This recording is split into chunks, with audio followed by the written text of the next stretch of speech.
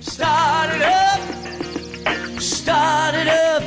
with the startup. There was one other thing that he said that I think actually is pretty seismic and almost had a Kennedy-esque kind of impact on my view as an American entrepreneur, and that was the setting of a very specific goal to double exports. Yeah. Now, I think, was it over a 5-year plan or something like that? Mm-hmm. I think so.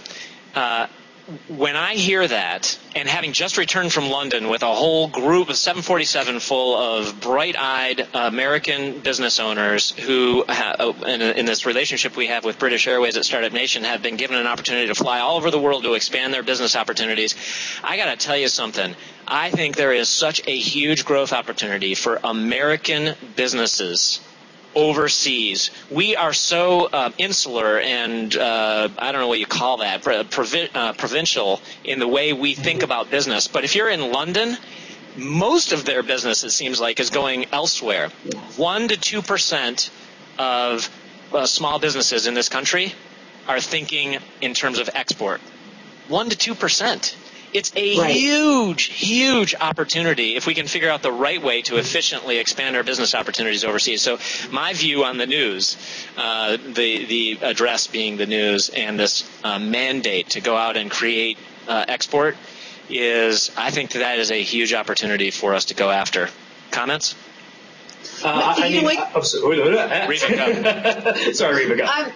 They actually put out this call to double the exports about 9 months ago, and one of the statistics that I looked at the time was apparently there's a large number of American small businesses that do export to one country already and don't do it beyond that, and they're trying to get into these people's mind. It's once you've already set that up, the barrier to go to country 2 and 3 and 4 is simple, and it's cheap, and you need to do it. And there's been so much of an emphasis on imports, bringing cheap goods into the country and selling them, that I think this is really a smart move.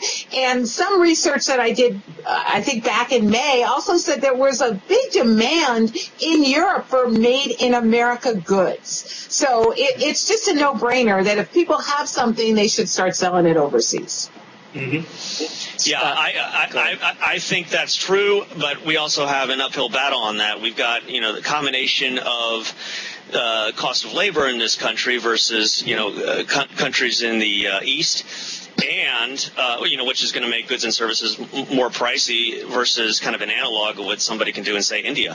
And the second issue is that, the United States is largely kind of a service-based economy. It's more and more services, and they're great, enabled and fueled by technology. But we are slowly moving away from that manufacturing juggernaut, actually rapidly moving away from it. And then it leads to the question of what do we have to export? Well, I think we have a lot to export. I think that we need to get away from strictly the widget mentality. I think one of the greatest exports we have is us and our innovation, to use your term, and our creativity. And I think that those services that you're referring to, where, let's just take an example. I don't know, it might be a website design service. Yes. It might be beer brewing expertise, whatever it may be. I think it's supremely exportable. So, and obviously, I'm advocating that. Scott Gerber, do you want to say something, or are you just going to sit there and look pretty? Well, I think I would say, well, first of all, there's a big thumbs up right there, because I'm always pretty. Thank you.